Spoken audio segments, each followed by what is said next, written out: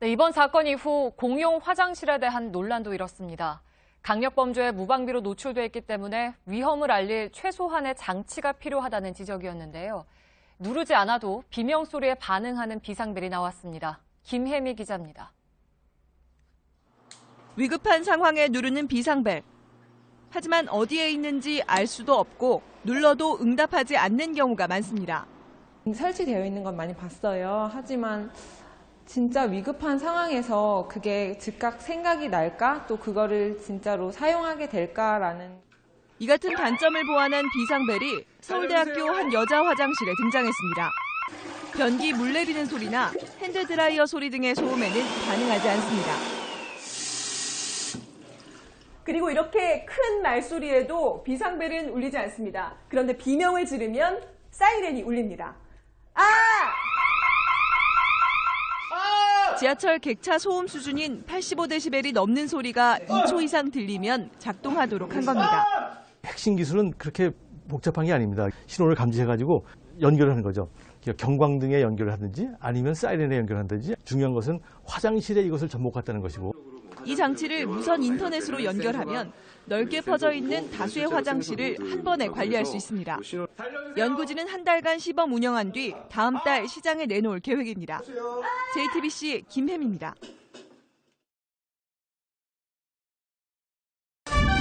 신마? 공부가 하루에 80일을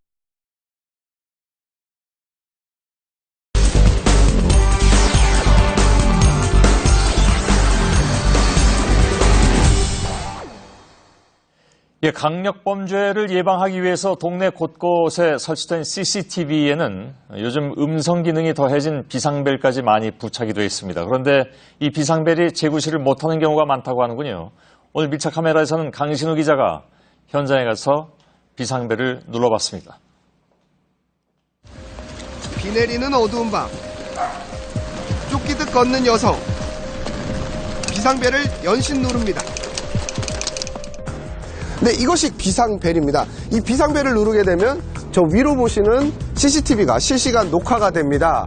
그런데 이렇게 유용할 수도 있는 비상벨이 예산 낭비만 하고 있다는 지적을 받고 있습니다.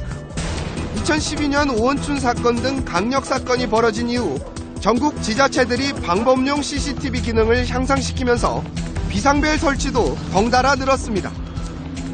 현재 경기도 내에만 13,000여 개. 그런데 현장에서 눌러보니 문제가 있습니다. 제가 크게 얘기하는데 안 들려요?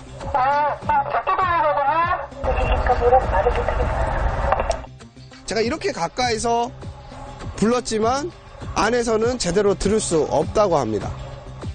반대로 현장에서 관제실 소리가 들리지 않는 곳도 있습니다. 여보세요? 여보세요?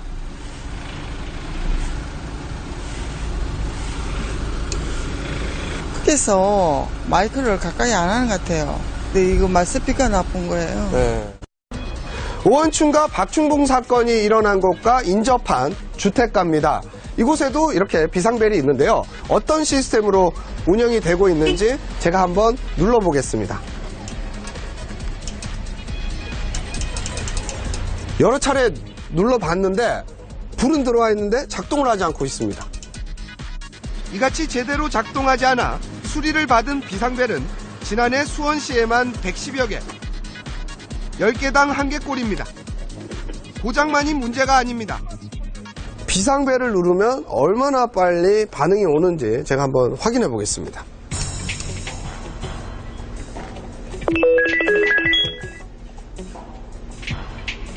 관제센터입니다. 33초가 걸렸습니다. 이렇게 반응이 빠르지가 않는 건가요? 누르면 안 되는 거예요? 오랫동안 누르면 벨소리가 오랫동안 나기 때문에 그 차이점 때문에 그럴 겁니다. 아이들의 접근성도 떨어집니다. 네, 이곳 어린이 보호구역에도 이렇게 비상벨이 설치는 돼 있습니다. 이 비상벨 설치의 높이를 한번 보면 170cm가 됩니다. 때문에 키가 작은 어린아이들 같은 경우에는 이 비상벨을 누르기가 힘이 듭니다. 비상벨 주변 환경도 문제입니다. CCTV가 설치된 이곳에도 저렇게 비상벨이 설치되어 있습니다. 이곳 역시 이 차가 전방을 가로막아 서고 있습니다. 그런데 냄새와 파리가 많이 날리고 있는데요. 이 돌아서서 보니 이번에는 쓰레기가 막아서고 있습니다. 실제로 쓰레기 수거 장소로 쓰이는 곳에 비상벨이 여러 군데 설치되어 있습니다. 근데 이곳에 있는 비상벨은 다행히 차나 쓰레기로 막혀 있지는 않은데 이런 난간이 떡하니 버티고 있어서 누르기가 상당히 부자연스럽습니다. 이뿐만이 아니라 지나가는 사람 시선 컷으로 한번 잡아주실까요? 사람들이 지나가다가도 여기에 비상벨이 있다는 사실을 알기가 쉽지가 않습니다. 왜 이런 구조로 만드셨나요? 그러면요, 저희가 AS팀에게 얘기해서 조치하도록 하겠습니다. 네, 바로 이것이 관제센터입니다. 현장에서 비상벨이 울리면 이곳 직원들이 응대를 하게 됩니다. 평상시에도 이곳 직원들은 24시간 동안 모니터링을 진행하고 있습니다. 하지만 투입된 예산과 인력에 비해 그 효과가 미미하다는 지적도 나옵니다. 경기도 일부 시에서는 지난 9년간 비상벨을 통한 위험이나 사고 신고가 한 건도 없었습니다. 비상벨이 좀 효율성이 떨어진 부분이고 그런 상황에서는 휴대폰을 이용한 신고가 효과적이지 않을까라는 생각입니다. 비상벨 설치에 드는 비용은 평균 50만 원. 경기도에서만 64억 원가량이 투입됐습니다. 이렇다 보니 관리가 어렵다는 이유 등으로 비상벨을 철거하는 지자체가 나오고 있습니다. 오게 돼 있다 보니까 수시로 고장이 나고 있습니다. 고장 유무를 파악이 불가능한 상태입니다. 그야말로 비상벨 관리에 비상이 걸린 겁니다. 제대로 활용하기만 하면 범죄 예방과 범인 검거에 큰 도움이 되는 비상벨. 더 이상 예산 낭비라는 비판을 받지 않도록 이런 주변 정리와 함께 신속한 보수 등 철저한 관리 감독이 필요해 보입니다. 밀착 카메라 강신호입니다.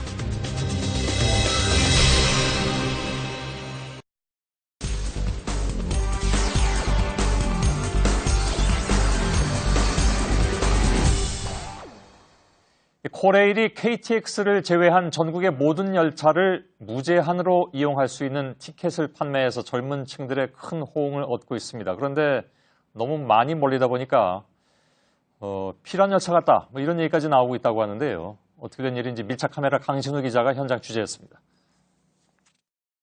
서울 이틀 있고 이제 여수 하루 있고 그 다음에 순천 갔다가 부산. 전주, 여수, 순천, 부산. 열차를 탄 승객들의 발걸음이 빨라집니다. 휴가철을 맞아서 열차로 여행을 떠나시는 분들이 많은데요. 유독 열차를 타자마자 이 열차 카페 칸으로 몰려드는 젊은이들이 많다고 합니다. 입석 승객들의 좌석 확보전이 벌어지고 있는 겁니다. 특히 코레일이 방학을 맞아 청년들을 대상으로 한 네일로 티켓을 판매하면서 카페 칸 몰림 현상은 더 심해졌습니다. 네일로 티켓을 구매하면 전국의 새마을호와 무궁화호 입석을 무제한으로 탈 수 있습니다. 제가 원래 네일로가 26이 끝이었잖아요. 근데 28살로 이제 늘어나면서 저도 이제 기회가 생긴 거죠. 올해부터 이용 가능 연령도 25세에서 28세로 높였습니다. 이 열차 칸에는 유료 안마 의자도 있고요. 이렇게 노래를 부를 수 있는 편의시설도 있지만 입석객들이 여기까지 이용하다 보니 이렇게 아예 문을 잠가놨습니다. 반대로 편의시설에 들어가고 싶지 않아도 들어가야 하는 승객도 있습니다. 자리 한 번만 부탁드릴게요. 우리 여기 이렇게 입구에 앉아 계시면 일어나서 좀 부탁드립니다. 여기 식당 칸에 이렇게 사람들이 가득 차 있다 보니 정작 식사를 하시는 분들은 이렇게 노래방에 들어가야 되는 경우도 있습니다. 식당 칸에는 울상입니다. 우리가 너무 힘드니까. 그리고 이제 그분들이 한 번씩 우리하고 앉아있는 사람은 언제 가는 걸 봐요. 일어나시라, 못 일어난다. 그러면 그냥 됐다, 그냥 가버리면 저희는 영업을 못하잖아요. 소화기를 가리고 휴지통 사용도 어렵습니다. 애정행각으로 다른 사람의 눈살을 찌푸리게도 합니다. 이렇게 공공장소에서 너무 젊은 사람들이 너무 진한 애정행각을 하니까 아이들 보기가 조금 불편하네요. 입석 승객들이 열차 칸마다 분산이 돼 있긴 하지만 이렇게 붐비고 있습니다. 얼마나 지나가기가 힘든지 제가 한번 직접 지나가 보겠습니다. 죄송합니다.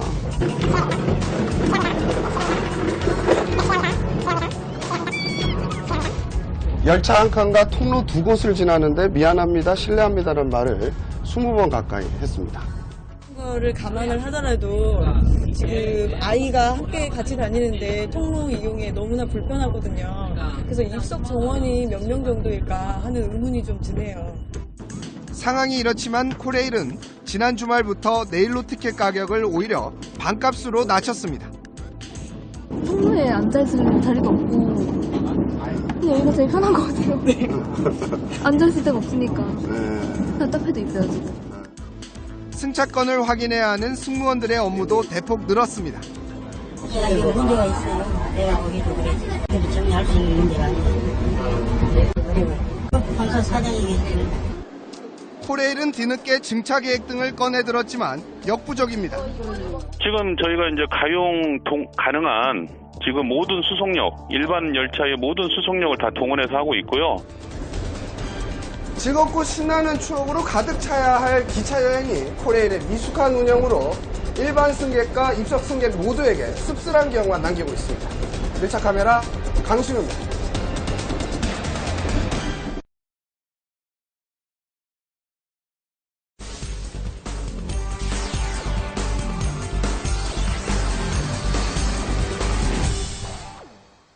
영등포역 육교에는 계단이 2개가 있습니다. 기존 계단에 새로운 계단이 또 생긴 건데요.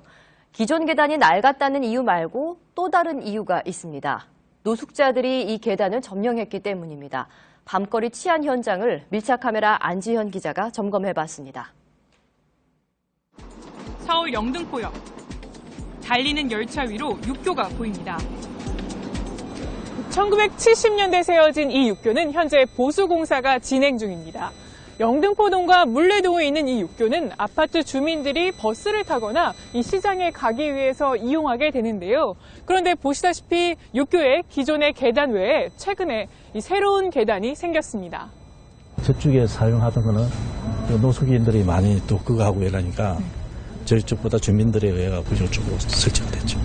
밤에 여성분들이 다니기는 좀 위험할 수도 있겠다는 생각이 들더라고요. 총 8억 원이 투입된 새 계단은 이르면 4일부터 이용할 수 있습니다. 이곳은 기존에 설치됐던 육교의 계단입니다. 이 신설된 곳과는 약 80m 떨어진 곳으로 영등포 쪽방촌을 향하고 있는데요. 주민들이 불안감을 느낀다는 이곳의 모습이 어떤지 지금부터 살펴보겠습니다. 계단 앞으로 곧바로 노숙자들이 보입니다. 버스 정류장 쪽으로 향하니 술에 취한 노숙자가 말을 건넵니다. 1,000원짜리 한 잔이 없는데 저기 1,000원짜리 한 잔만 주면 안 될까? 막걸리 하나를 사 먹어야 되는데. 이번엔 쪽방촌으로 들어가니 사람들 사이로 화투장과 돈이 오갑니다. 대낮에도 거리 곳곳에서 누워있거나 술을 마시는 사람들이 있습니다. 어느덧 해가 지고 육교 주변도 어두워집니다. 쪽방촌 안쪽 노숙자들의 술자리는 계속됩니다. 실제로 노숙자로 인한 사고는 많지 않지만 시민들의 불안감은 여전합니다. 일단 노숙자분들이 많고 술 취한 분들 많아가지고 좀 위험해요. 좀 사람들한테 막 해코지도 하고. 지금 시각은 밤 11시, 밤이 깊어지면서 육교 주변에는 지나가는 사람조차 찾기 힘듭니다.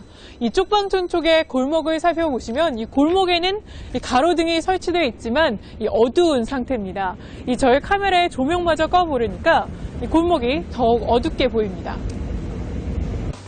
경찰 순찰차를 타고 일대를 돌아봤습니다. 어두운 골목을 지나가는 여성 행위는 찾아보기 힘들었습니다. 길에 많이 누워있는 사람들도 있고 모여있고 하기 때문에 이쪽으로 지나다니기 싫은 거. 영등포 쪽방촌 일대에 CCTV가 설치된 건 단 2곳뿐입니다. 같은 시각 육교 대신 이용할 수 있는 영등포역에는 노숙자들이 자리를 깔고 누워 있습니다. 쪽방촌의 밤거리 치안 문제로 씨름하는 곳은 영등포만이 아닙니다. 종로구 돈이동은 지난 2011년 도보 순찰을 강화한 반딧불 로드를 지정했습니다. 하지만 대부분 주민은 변화를 느끼지 못하고 있었습니다. 신고하지 않는 이상은 안 돼요. 신고를 해야 돼요. 그 이상은 안 돼요. 무섭지. 여기 문 닫고 저거면 깜깜해요. 마포구 염리동에는 3년 전 범죄 예방 디자인을 적용했습니다. 위치를 쉽게 신고할 수 있도록 노란 가로 등의 번호를 매기고 벽화뿐 아니라 낮은 담장엔 이를 보완할 조형물도 설치했습니다. 위급 상황 시 구조 요청을 할 수 있는 지킴이 집 앞입니다. 위쪽에 보시면 방범용 CCTV가 설치되어 있고요. 그 아래에는 위급 상황 시 길게 누르라며 비상벨도 설치되어 있는데요. 비상벨이 연결된 건 집 주인이지만 빈집이 많아 응답하지 않는 곳이 많습니다. 이제 집에 없을 때도 있으니까는. 밤에는 사이렌 소리가 크게 울리지만 막상 소리를 듣고 나오는 사람은 한 사람도 없었습니다.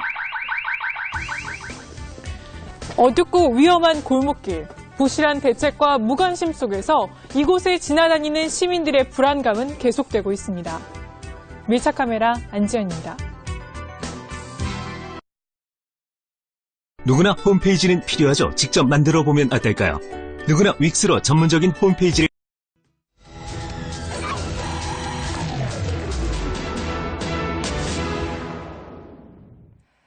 분명 더 편하게 다니라고 만들어 놓은 길일 텐데 위험을 무릅쓰고 지나야 하는 곳들이 있습니다. 도심 곳곳에 마련된 지하 통로나 지하 보도들입니다. CCTV도 없이 방치돼 있다고 여러 차례 지적이 나왔지만 여전히 관리의 손길이 닿지 않고 있습니다. 밀착카메라 안지현 기자가 담아왔습니다. 제가 서 있는 이곳은 경인고속도로 바로 아래 지점입니다. 인천 부평구 삼산동인데요. 그런데 앞에 보시면 이처럼 지하 통로가 하나 나 있습니다. 위에는 차량 통행을 금지한다는 표지판도 붙어 있는데요.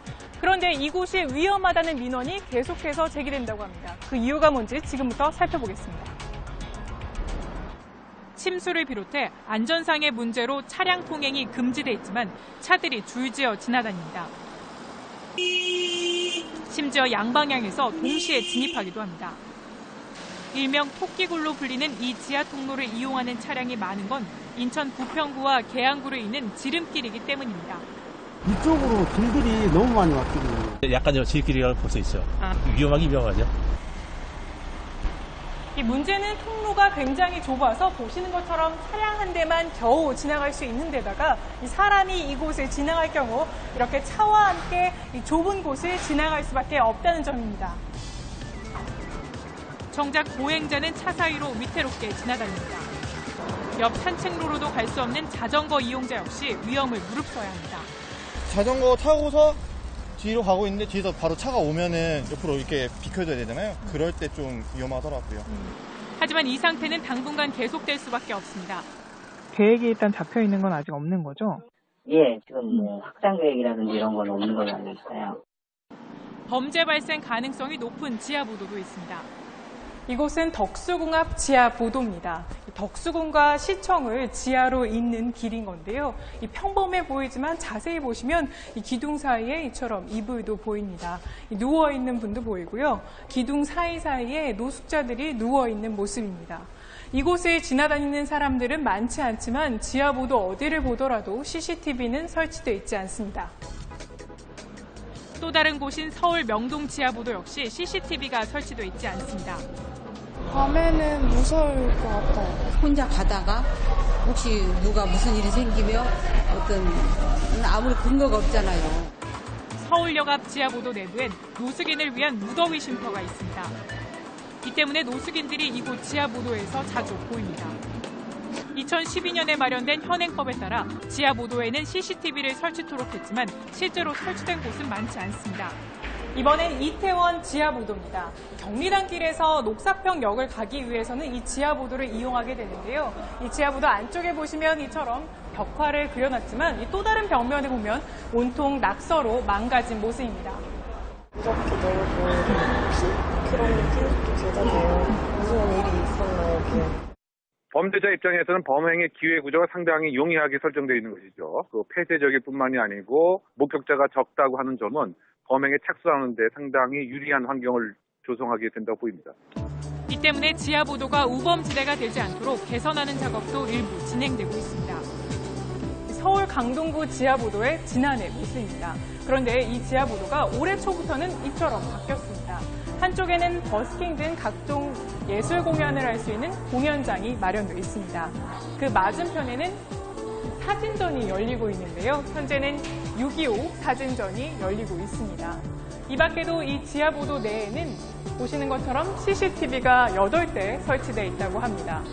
이처럼 각종 사고와 범죄로 이어질 수 있는 지하보도에 대해서 개선 노력이 필요해 보입니다. 밀착카메라 안지연입니다.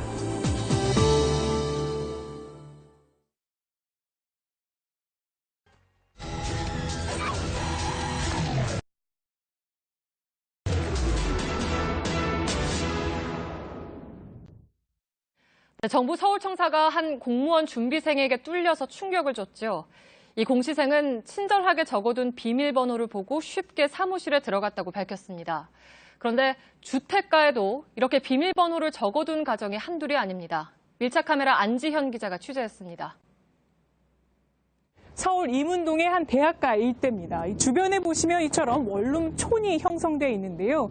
그런데 원룸촌으로 들어가는 현관 입구에는 이 보안상의 이유로 이처럼 도어락이 설치되어 있습니다. 그런데 도어락 바로 위에 벽면에 보시면 이렇게 매직으로 이 숫자와 특수 문자까지 적혀 있는데요. 그대로 도어락에 입력해 보니까 이처럼 문이 열립니다. 바로 옆 건물도 벽 이음새에 적힌 비밀번호를 그대로 입력하니 문이 열립니다. 또 다른 건물 역시 비밀번호가 적혀 있습니다. 잠금장치도 설치되어 있지만 번호를 넣지 않아도 문이 열립니다. 잠금장치 전원을 아예 꺼놓은 겁니다. 이문동의 또 다른 건물 입구에도 이처럼 도어락이 설치되어 있습니다. 이 문은 굳게 잠겨 있고요. 그런데 도어락 주변에 보시면 한 군데도 아니라 여러 군데에 이처럼 비밀번호가 적혀 있습니다. 이 뒤쪽에도 적혀 있는데요. 비밀번호 숫자 앞에 보시면 한글로 열, 끝에는 종이라고 써 있습니다. 이 바로 도어락에서 비밀번호 누르기 전에 열쇠 버튼을 누르고 종을 누르면 열린다는 뜻입니다. 이렇게 자세히 비밀번호가 적혀 있는 건 이곳에서는 공공연한 사실입니다.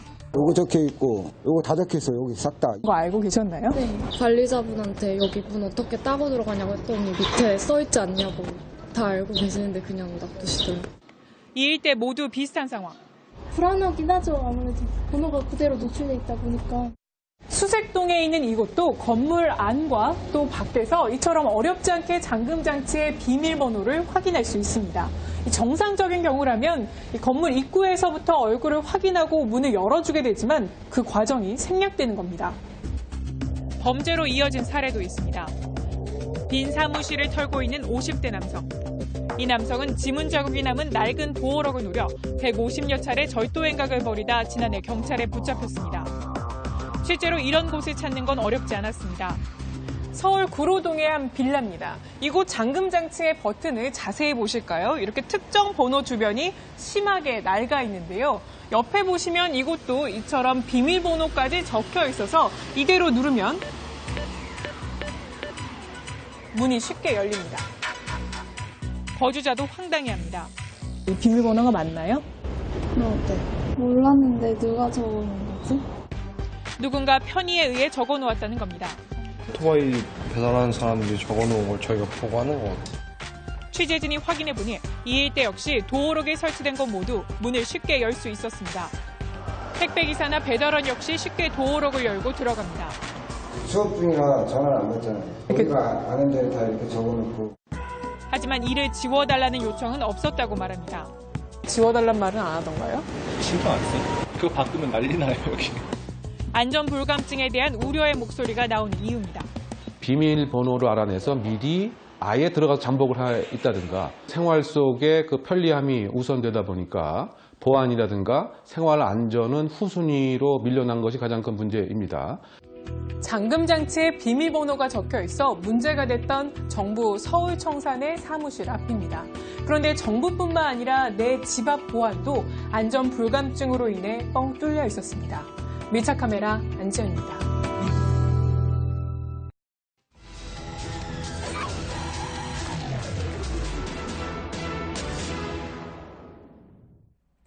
네, 아마존이라고 들어보셨나요? 아이들이 마음껏 다닐 수 있는 구역을 줄임말이라고 하는데요.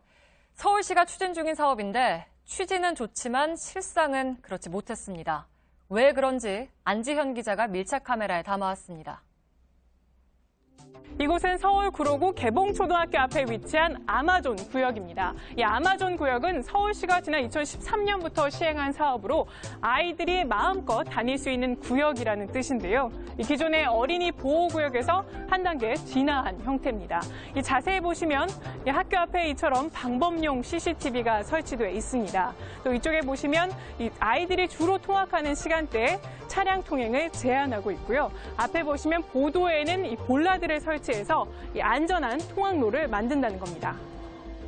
보도 블럭과 안전 펜스를 없애고 대신 인도와 차도에 높이차가 없는 평평한 길을 만들었습니다. 그런데 아마존 설치 이후 더 위험해졌다는 지적이 나옵니다. 가드레일이 있었는데 다 없애버렸거든요. 인도로 가는 개념이 좀 희박해진 거죠. 이제 본격적인 하교 시간이 시작됐습니다. 지금부터 약 1시간 반 전인 12시 반부터 3시간가량 이곳의 차량 통행은 금지된 상태인데요. 그렇다면 이 아마존 지역이 말 그대로 아이들이 마음껏 다닐 수 있는 통학로가 되는지 지금부터 살펴보겠습니다. 아이들은 차도와 인도를 구분하지 않고 걸어다닙니다. 오토바이 한 대가 아이들 사이로 아슬아슬하게 지나갑니다. 곧이어 들어오는 또 다른 차량. 차량 통행 금지인 거 모르셨나요? 네, 저쪽에 나쁜 쪽이 나와 있어가지고. 네. 여기가 아이들 아마존 지역이라는 거 들어보셨나요? 차량은 계속해서 들어옵니다. 이곳의 경우 등교 시간에는 차량 통행 제한마저 없어 차도로 다니는 아이들과 차량이 금세 뒤엉킵니다. 이번엔 운전자 시선으로 살펴보겠습니다. 이 학교로 들어가는 길인데요.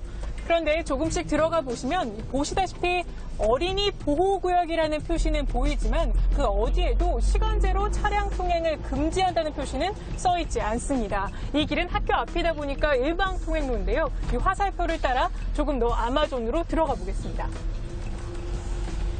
일방 통행로지만 학교 앞까지 다 와서야 차량 진입을 금지하고 있습니다. 차들이 아마존에 쉽게 들어오는 이유입니다. 이번엔 서울 은평구 가련초등학교 앞에 아마존 지역입니다. 이곳을 자세히 보시면 바닥에 이렇게 초록색 칠을 해놔서 인도를 차도와 구분해 놓았는데요. 그런데 이곳 역시 아이들이 안심하고 다니기에는 조금 위험해 보입니다.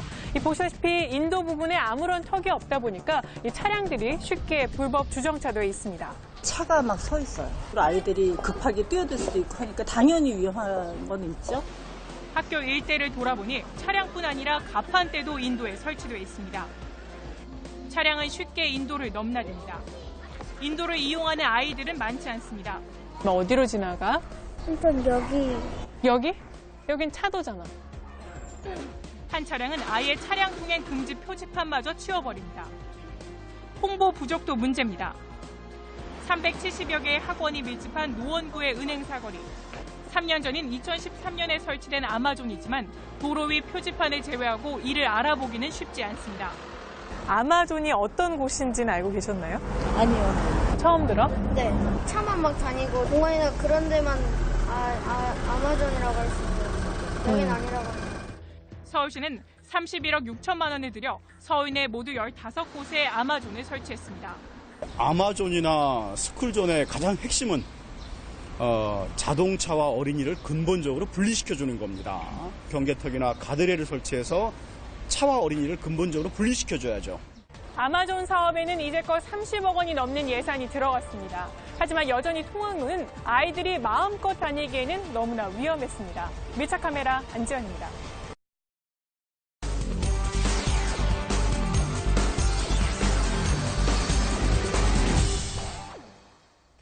지난해부터 서울시는 지하철 객실에 임산부 배려석을 분홍색으로 바꿨습니다. 이들을 위한 배려석을 따로 만들고 게다가 잘 뛰게 색까지 입혀놔야 하는 현실이 어찌 보면 좀 안타깝다는 생각도 드는데요.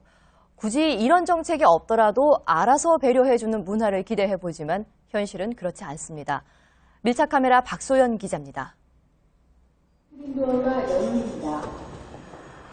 전동차에 오르면 눈에 띄는 분홍 자리가 있습니다. 자세히 한번 살펴볼까요?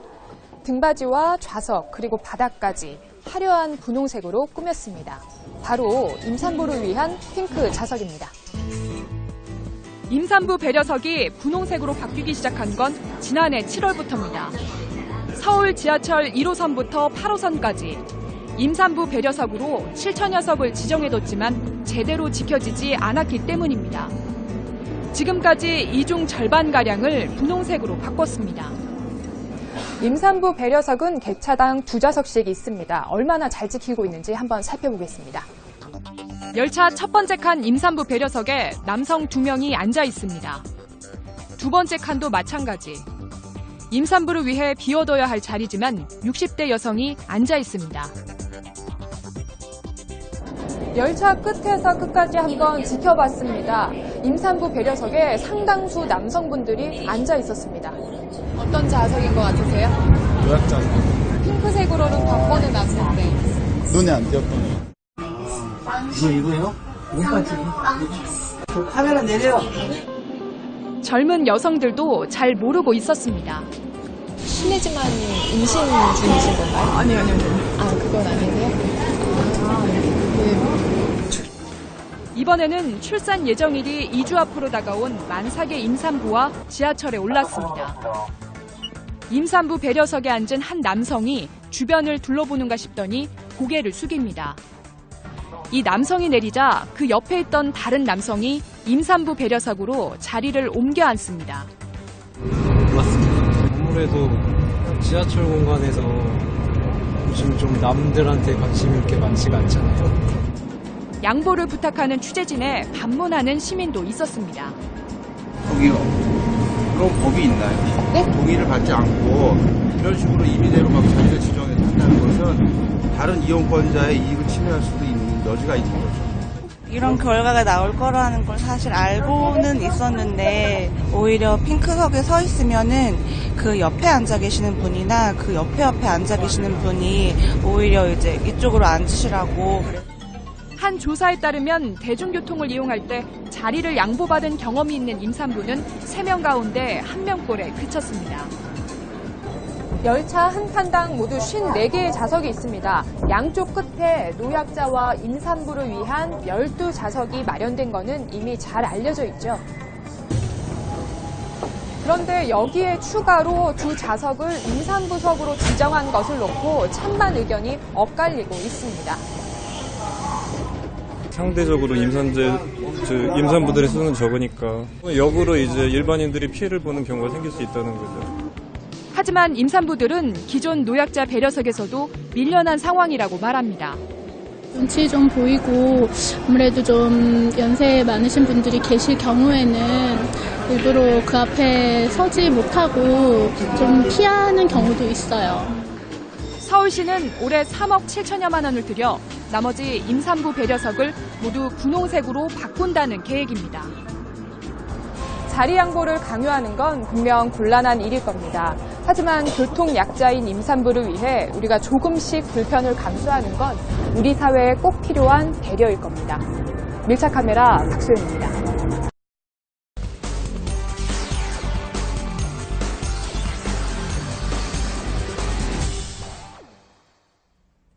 심야버스, 일명 올빼미 버스라고 들어보셨나요?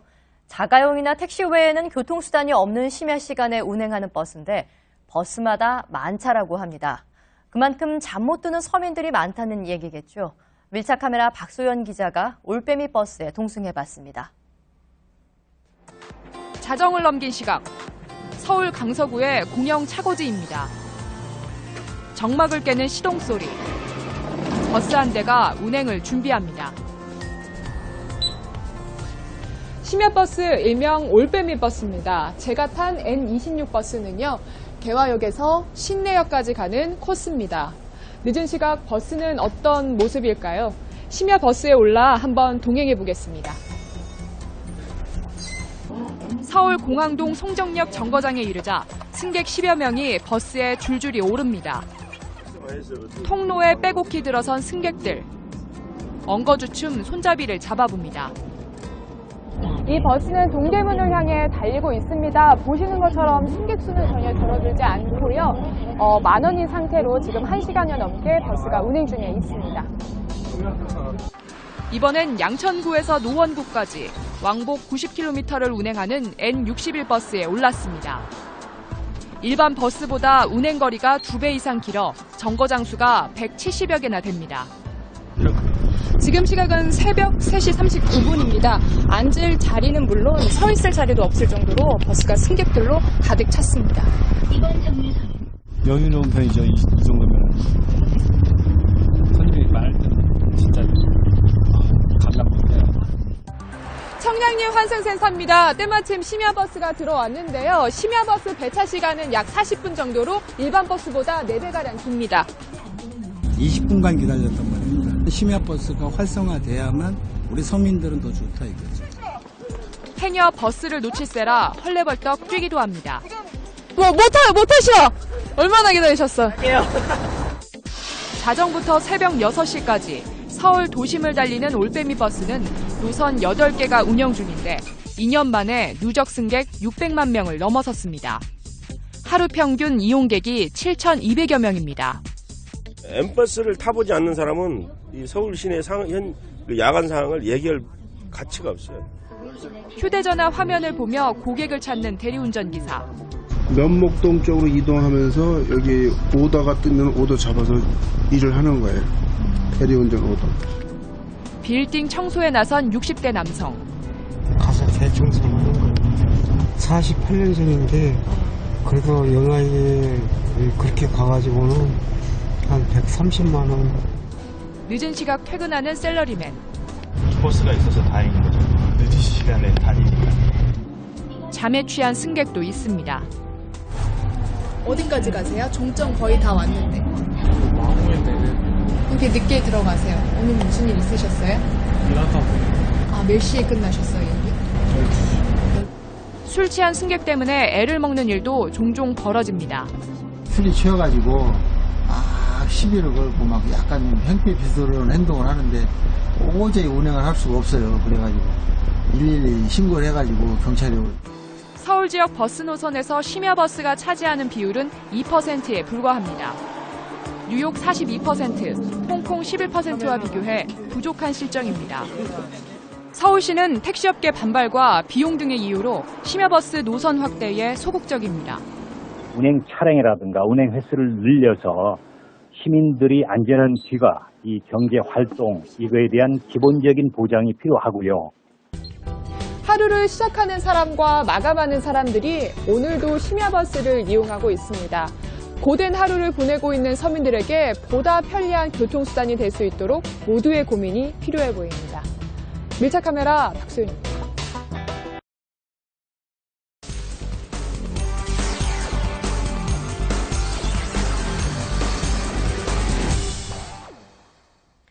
콜버스는 스마트폰 앱으로 버스를 부르는 서비스입니다. 현재 시범 운행 중이지만 이르면 올 4월부터 정식으로 운행되는데요. 밀착카메라 안지원 기자가 콜버스를 이용해봤습니다. 일단 편리하긴 한 것 같은데 아직 넘어야 할 산들이 많다고 합니다. 시민 200명에게 물어봤습니다. 대중교통이 아예 끊기고 택시가 보이지 않을 때 뭘 타시겠어요? 포토 앱 택시요. 저는 카톡 택시. 그게 제일 편하고. 200명 가운데 앱 택시를 선택한 사람이 99명으로 가장 많았고 콜버스를 선택한 사람은 3명에 그쳤습니다. 콜버스가 있어? 콜버스가 처음 들어봤어요. 콜버스가 뭐야? 만약에 저게 있으면 그렇게 심야버스처럼 그렇게 편하게 타고 다닐 수 있으면 좋을 것 같아요. 콜버스는 한 벤처기업이 강남구와 서초구에 한해 지난해 12월부터 시범 운행 중입니다. 심야 콜버스는 스마트폰 앱을 통해서 택시가 아닌 버스를 부르는 서비스입니다. 실제로 애플리케이션에 접속한 이후에 이 출발지와 도착지를 설정하면 되는 건데요. 저는 이곳 신논현역에서 이 도착지는 강남역으로 설정해 보겠습니다. 약 10분 뒤에 이곳에 도착한다고 하는데요. 콜버스를 부르고 한번 기다려 보겠습니다. 가까운 버스 정류장으로 콜버스가 옵니다. 네, 콜버스가 도착했습니다. 예상 시각보다는 약 4분 전에 도착을 했는데요. 25인승 버스를 한번 직접 타보겠습니다. 도착지로 가는 동안 같은 방향으로 가는 다른 승객이 탑니다. 여러 명이 함께 타는 만큼 택시보다 저렴하게 이용할 수 있습니다. 현재 이용자는 하루 평균 70여 명, 앱 가입자는 15,000명에 이릅니다. 택시 타고 직행했을 때 시간의 1.5배를 넘지 않도록 알고리즘에서 다 제한을 하고 있습니다. 많이 늦지 않고 하지만 택시보다는 매우 저렴한 그런 서비스입니다. 같은 시각 강남역에서는 택시 잡기 전쟁이 벌어집니다. 어떤 상황이에요? 아니 차가 안 와요. 뭐예요? 한 30분 이상 기다렸어요. 택시는 쉽게 잡히지 않습니다. 짧은 거리니까 네 알아서 가라 이런 식으로 욕도 되게 많이 하신 적도 있어요. 산악금을 주고 나머지 가져가는 거기 때문에 바쁜 시간에 11시에서 1시 피크타임 시간대 집주로 몰린단 말이에요. 밤이 깊어질수록 콜버스는 더욱 바빠집니다. 현재 시각은 새벽 3시 12분입니다. 이 새벽 1시부터 지금 새벽 3시까지가 심야 콜버스가 가장 바쁜 시간이라고 하는데요. 현재 이 25인승 버스 안에는 4명의 승객이 타고 있고 또 추가로 승객을 태우기 위해 가고 있는 상황입니다. 새벽 시간대 콜버스 주 이용객은 대리기사. 대리기사님이세요? 예. 이용하고 있습니다. 승객이 탈 때마다 노선이 바뀌어 혼란이 가중되는 등 넘어야 할 산도 많습니다. 이게 이제 코스가 정해진 게 아니고 승객도 어떻게 목적지가 다양하지 않습니까? 어디가 날 때가 있어요. 바로 옆에 있는데 그냥 지나치고 삥 두고 다시 와가지고. 요금의 경우 시범 운행 중엔 무료지만 거리 비례제 등 향후 지자체와 협의 후 결정될 예정입니다. 사업자를 택시와 버스 면허자로 한정하는 것에 대한 우려의 목소리도 나옵니다. 사업자를 한정하게 되면 기존 사업자가 차선성에 안 맞아서 서비스를 중단하고 그러면 이런 서비스에 새로운 서비스가 없어지는 부작용이 생길 수가 있습니다. 위법성 논란 끝에 전국 확산을 앞두고 있는 심야 콜버스.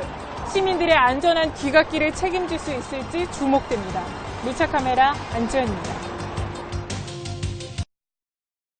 장마철에도 끈적임 없이 쾌적합니다. 유니클로 에어리즘.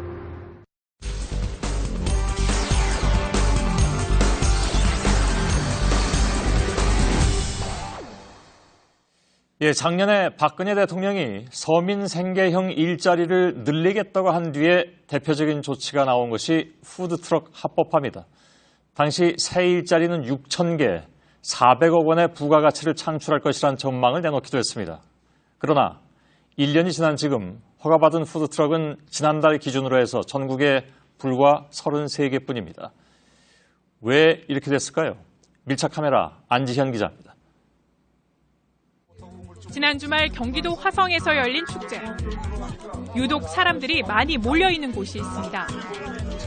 개조된 차량 안에서 음식을 판매하는 이른바 푸드트럭입니다. 음식의 조리에서 판매까지 전 과정을 이 차량 안에서 해결할 수 있도록 설계되어 있는데요. 안에 발전기가 있기 때문에 이처럼 차량 안에서도 손쉽게 전기를 사용할 수 있도록 되어 있습니다. 차량 내부를 좀 더 자세히 살펴볼까요?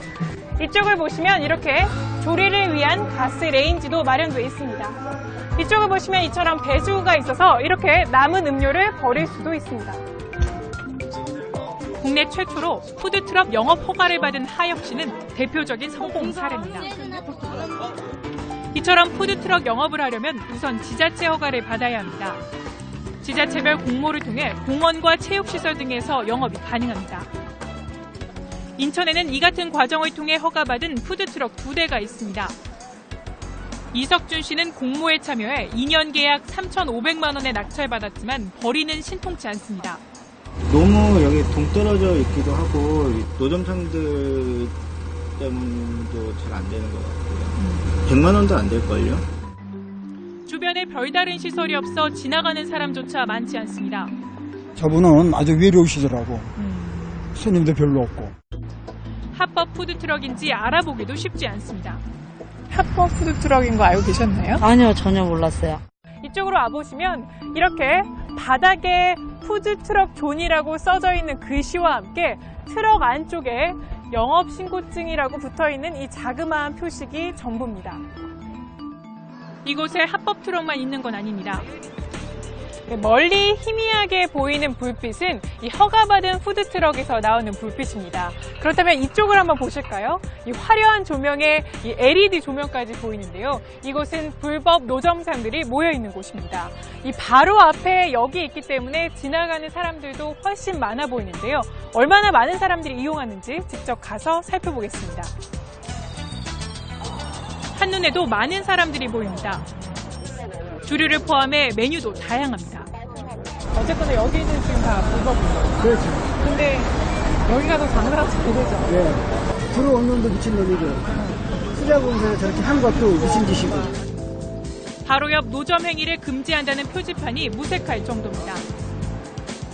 인천의 또 다른 곳도 상황은 비슷합니다. 불법 푸드트럭에는 손님의 발길이 끊이지 않고 있습니다. 또 다른 푸드트럭 영업 장소입니다. 이 허가받은 푸드트럭이 영업할 수 있는 곳인데요. 지금 푸드트럭은 보이지 않습니다. 하지만 주변에 보시면 이 전기를 끌어올 수 있는 시설도 없는 데다가 이 흔한 화장실조차 없어서 이 주변 공간이 굉장히 인적이 드문 상태인데요. 장소적인 메리트가 크게 없어요. 장사를 했을 때 사람들이 지나가다가 화장실 때문에도 이렇게 들어오기도 한단 말이에요. 그런데 이 주차장에는 화장실이 없어요.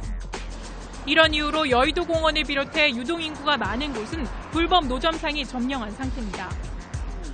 상황이 이런데도 지난주 청년 창업 1호라는 이름으로 또 하나의 푸드트럭이 화려하게 문을 열었습니다. 푸드트럭이 합법화된 지는 1년이 지났지만 이처럼 허가받은 푸드트럭은 전국에 40대가 채 되지 않습니다.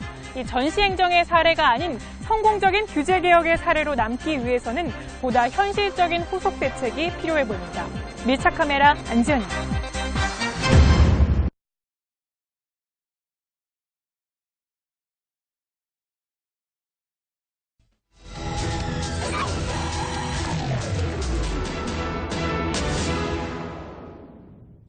네, 정류장에 제대로 서지 않는 버스들 때문에 차도로 뛰어들어야 했던 적 한 번쯤 있으시죠? 그래서 일부 정류장에선 버스가 정차하기 쉽도록 도로 한켠을 움푹 들어가게 한 버스베이를 설치하고 있습니다. 상황이 좀 나아졌을까요? 밀착카메라 박소영 기자입니다. 서울 구로 디지털 단지역 사거리입니다. 보시는 것처럼 유동인구가 많은데요. 특히 퇴근 시간 이곳 주변 버스 정류장은 승하차 인원이 많기로 손꼽히는 지역입니다. 이렇게 정류장마다 시민들이 버스를 기다리고 있습니다. 신호가 바뀌자 버스가 빠른 속도로 정류장에 들어옵니다. 시민들은 버스를 타기 위해 무단횡단도 서슴지 않습니다. 승차장이 짧아 비스듬히 멈춘 버스는 시민들을 도로 위에 그대로 내려놓습니다. 정류장에는 승객들이 가득하고 행인들은 순식간에 차도로 밀려나왔습니다. 사람이 워낙 많다 보니까 차로 이용해가지고 이렇게 오시는 경우도 많거든요. 근데 그럴 때 이제 차가 들어오면은 좀 아찔한 경우가 발생하기도 하고요. 시설물에 가려져 버스가 제대로 보이지 않는 정류장도 있습니다. 파란 천막의 포장마차 여러 곳이 운영 중입니다. 이곳은 버스 11대가 멈춰서는 정류장입니다. 정류장 사이마다 포장마차가 들어서다 보니까요. 상대적으로 승객들이 설 자리는 좁아졌습니다. 한 승객은 아예 도로에서 버스를 기다립니다. 지금 내려가 계시는데 안 위험하세요? 안 보이니까. 오는 게 안 보이니까. 버스? 네. 관광버스가 불법 주정차하자 정류장은 더욱 혼잡스러워졌습니다. 승객들은 버스 사이를 뛰어다니고 승차장이 아닌 도로에서 줄지어 버스에 오릅니다. 낮에도 마찬가지입니다. 도로 중간에 멈춰선 버스, 승차장 사이를 오토바이가 지나갑니다. 인도에 가까이 서질 않고 멀리 쓰는데 그 사이에 지금 택시가 이렇게 지나간 거예요. 결국 버스를 그냥 보냈어요. 무서워가지고. 일부 정류장은 이를 보완했는데 문제는 여전했습니다. 이곳 버스 정류장은 조금 다릅니다. 보도 쪽으로 움푹 들어간 건데요. 이와 같은 버스 정류장을 버스 베이라고 합니다. 교통 흐름을 방해하지 않고 승객들이 원활하게 승하차할 수 있도록 설계한 건데요. 어느새 이렇게 택시들이 차도를 점령했습니다. 버스가 도로에 멈춰서고 승객들이 차도에 내몰리는 건 마찬가지입니다. 지난해 경기연구원이 수도권 지역 버스베이 16곳에서 버스를 지켜봤더니 제대로 버스베이를 이용한 비율은 30%에 불과했습니다. 안전을 위하여 한 걸음 물러서 주세요. 이 버스 앞 유리창에는요, 이런 문구가 써 있는데요. 버스가 도착하면 타기 위해서 차도로 뛰어드는 승객들을 향한 경고 문구입니다. 취재진도 오늘 이 버스를 타고 승객들의 승차 모습을 지켜보겠습니다. 정차하는 버스가 여러 대인데 이보다 버스베이 길이가 짧습니다. 더 불편합니다, 오히려. 반드시 가서 쓰기 때문에 주선화대 뒤에서도 승객을 하차시킬 수 있는데 박스 안에만 들어가야 정차를 승객을 하차해주기 때문에 감속 차로 길이가 국내 규정은 50m 정도로 미국의 4분의 1에 불과합니다. 국토부 기준에 맞춰서 설계를 해도 본선으로 재진입하는 게 어려우니까 버스베이에 완전 진입을 안 하고 최근 3년 동안 서울 지역에서 버스와 보행자 교통사고 1,900여 건이 발생했는데 대부분 정류장 부근에서 일어났습니다. 원활한 교통 흐름과 승객들의 안전을 위해 버스 베이를 만들었지만 환영받지 못하고 있습니다. 큰 사고로 이어지기 전에 제대로 된 관리가 필요해 보입니다. 밀착 카메라 박소연입니다.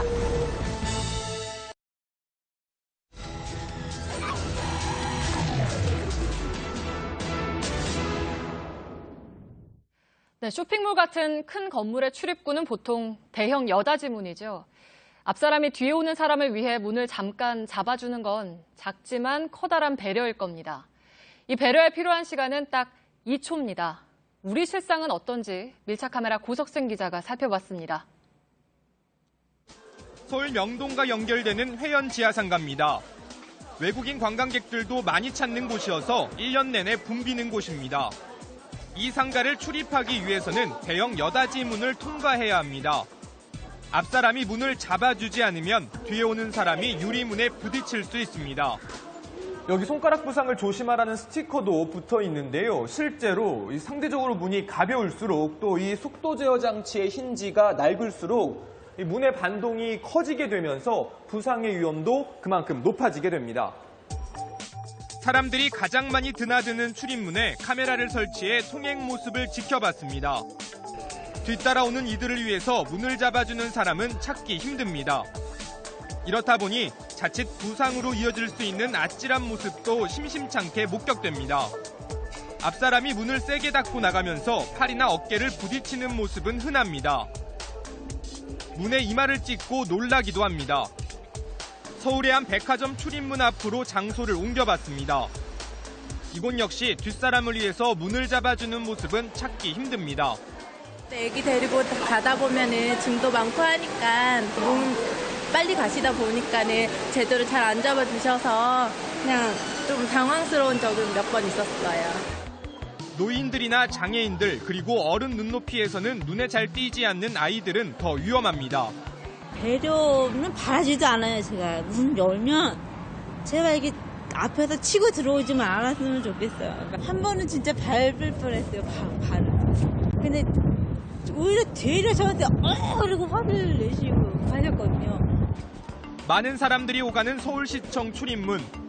문 앞에 작은 스티커가 붙어 있습니다. 이 스티커를 자세히 보니까요. 뒷사람의 모습을 볼 수 있게 거울이 함께 부착돼 있는데요. 뒷사람을 배려해서 손잡이를 잠시 잡아달라는 의미를 담고 있는 겁니다. 실제로 이 스티커가 얼마나 효과가 있을지 잠시 지켜보겠습니다. 앞선 두 곳보다는 문을 잡아주는 사람이 확연히 늘었습니다. 그냥 지나는 것보다는 이제 이렇게 해주면은 생각이 이제 자각이 드니까. 지하철을 타고 내릴 때에도 잠깐의 배려가 필요합니다. 열차가 도착하면 안에 있던 승객들이 다 내린 뒤에 탑승을 해야 되는데요. 이를 지키지 않는 일부 승객들 때문에 서로 눈살이 찌푸려지는 경우가 종종 생깁니다. 열차를 직접 타고 다니면서 실태가 어떤지 알아보겠습니다. 열차가 승강장으로 들어오고 문이 열리기가 무섭게 사람들이 열차 안으로 들어갑니다. 내리는 승객들은 안중에도 없습니다. 아이를 앞세워 좁은 틈을 헤집고 들어가기도 합니다. 내리려고 했는데 사람들이 너무 많이 밀려와서 제가 못 내린 적이 있었거든요. 그래서 엄청 당황스러웠어요. 왜 이렇게 급하게 탑승을 하는 걸까? 그렇지. 여기 자리가 하나밖에 없었잖아. 남보다 먼저 가려고 하는 건 그 마음이 항상 있다고. 사실은 그건 인정해요. 배려는 남을 위해서뿐만 아니라 나를 위해서도 중요합니다. 그 여유라는 거는 뭐 돈이나 지위 같은 것 같진 않아요. 그렇게 갚으면 또 몇 배로 돌아오니까 그게 결국엔 장기적으로 나한테는 투자죠. 살기가 빠듯하다, 여유가 없다. 요즘 주변에서 흔히 들을 수 있는 말입니다. 이런 때일수록 서로를 위한 작은 배려가 우리 사회를 조금 더 따뜻하고 안전하게 만들 수 있지 않을까요? 밀착 카메라 고석승입니다. 네, 이번 사건 이후 공용